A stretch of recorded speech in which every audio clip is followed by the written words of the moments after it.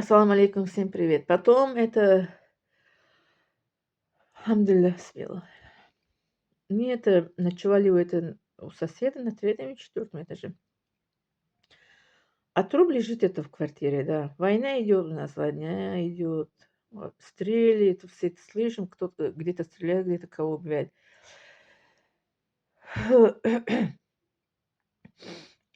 Вот, потом мы это утром приехали в эту родную города, ну, к своими родными.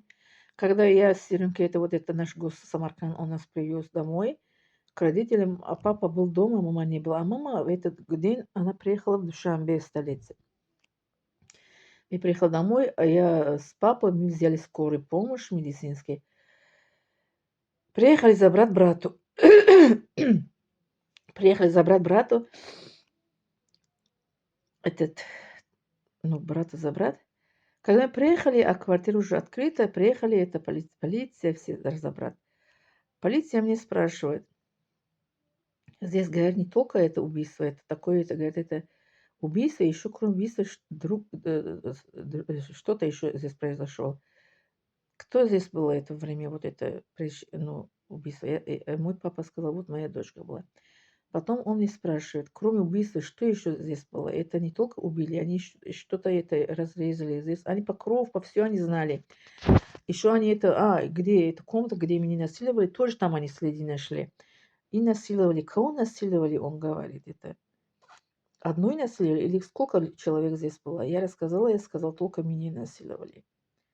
Если не ошибаюсь, говорю, я не помню, но он говорит, вот в этой комнате, вот здесь, я говорю, да. Он говорит, здесь мы это нашли, это капли, кровь, говорит, это что либо кого-то насиловали, либо кого-то по эксперт, говорит, посмотрим еще, что чья это кровь. Эксперты, как это как криминалисты пришли. Я сказала, да, в этой комнате меня насиловали, в другом комнате моего брата это убили, другого мальчика, как это ухо как отрезали. А потом я полиции попросила, что папа он не рассказывал о моем насилии, изнасиловании. Он сказал, хорошо, это мы не рассказываем, это если вы не хотите, это мы должны разобраться, что здесь, это кроме убийства, что здесь произошло. Потом они сделали протокол и разрешили нам забрать этот труп. Потом мы с папой забрали этот труп на скорую помощь, привезли на родном городе, и как это похорон у нас случился, а моя мама, она была в столице, ее не было, она сына и так не видела. Да, потому что во время войны, гражданской войны, быстро надо было похоронить человека. Вот. После этого еще вы это кто меня это хейтерит перед Аллахом, потом как это у вас такое будет, что у меня такая история жизни, что вместо того, чтобы красиво писать, красиво сказать, а вы сидите, меня обсуждаетесь, да?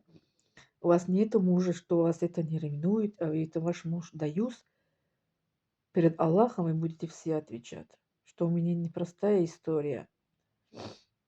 Понимаете это? Вот так. Потом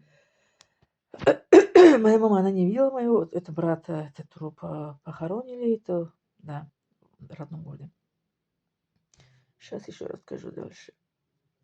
Благодарю за внимание.